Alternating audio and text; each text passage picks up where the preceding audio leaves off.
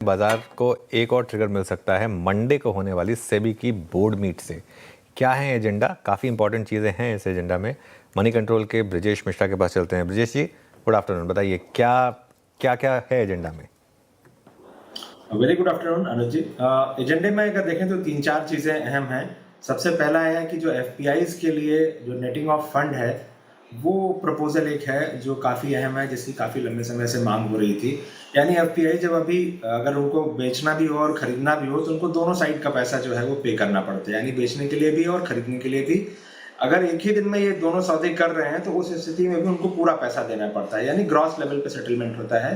अब ये बात चल रही है कि इसको नेट लेवल पे कर दिया जाए, यानी अगर कुछ बेचकर उनको पैसा आने वाला है तो वो जो उनकी लायबिलिटी आएगी खरीदने के लिए उसके हिसाब से इसको नेट कर दिया जाए। इससे उनकी जो फंड की कॉस्ट है वो कम होगी। खासतौर पर जो इंडेक्स रिबैलेंसिंग के दिन होते हैं वहाँ बड़े ट्रांजेक्शन्स होते हैं तो उनको वहाँ पर राहत मिलेगी। इसके अलावा अगर आप देखें तो इंटरमीडियरीज के लिए एक रेगुलेशन आया था 2021 में, नवंबर 2021 में, जहां पर जो फिट एंड प्रॉपर का पैमाना है वो बहुत सख्त कर दिया गया था। उस पैमाने में रियायत देने पर विचार किया जा रहा है। जैसे कि अगर किसी के खिलाफ कहीं कोर्ट से वो कन्विक्ट हो गया तभी वो डिस्क्वालीफाई करेगा किसी पोजीशन के लिए। जो मौजूदा नियम है वो ये कहता है कि अगर सेबी ने सिर्फ एफआईआर कर दी या किसी लॉ एनफोर्समेंट एजेंसी ने चार्जशीट फाइल कर दी तो उस सिचुएशन में ना सिर्फ व्यक्ति डिस्क्वालीफाई कर जाएगा बल्कि उसको अपना सारा हिस्सा भी डाइवेस्ट करना पड़ेगा। ये बहुत ही हार्श नियम था, तो इसको जो है थोड़ा नरम किया जाएगा।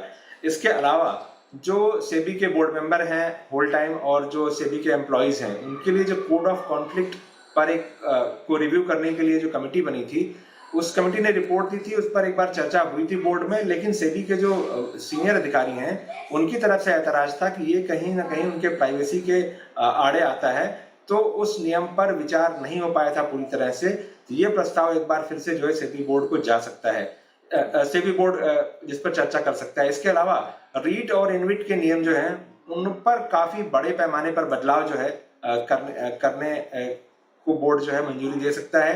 ये एक नया एसेट क्लास है और रेगुलेटर चाहता है कि सारा का सारा पैसा जो है निवेशकों का वो सिर्फ इक्विटी में जाएगा, वो भी अच्छा नहीं है, डेट में जाएगा तो उतना वो भी अच्छा नहीं है। तो इसलिए एक डाइवर्सिफाइड एसेट क्लास क्रिएट करने के लिए रीट और इनविट पर फोकस है। तो इसमें जो भी अड़चने आती हैं काफी सारी, तो उन सबको दूर किया जाएगा और ये प्रपोजल इसीलिए लाया जा रहा है। इसके अलावा जो सोशल इम्पैक्ट फंड होते हैं वहां पर जो निवेश की सीमा है अभी कम से कम 2 लाख है, तो उसको घटा करके 1000 किया जाएगा। ये प्रस्ताव है ताकि जिसको भी कंट्रीब्यूशन करना हो सोशल कॉज में वो बड़े आराम से कर सके, ना कि इंतजार करे कि उसके पास कब 2 लाख रुपए होंगे, कब वो कंट्रीब्यूट कर पाएगा। इसके अलावा कई और छोटे इश्यूज हैं जिन पर बोर्ड में चर्चा होने की उम्मीद है। ऑलराइट ब्रिजेश जी, बहुत बहुत शुक्रिया। तो ये मंडे की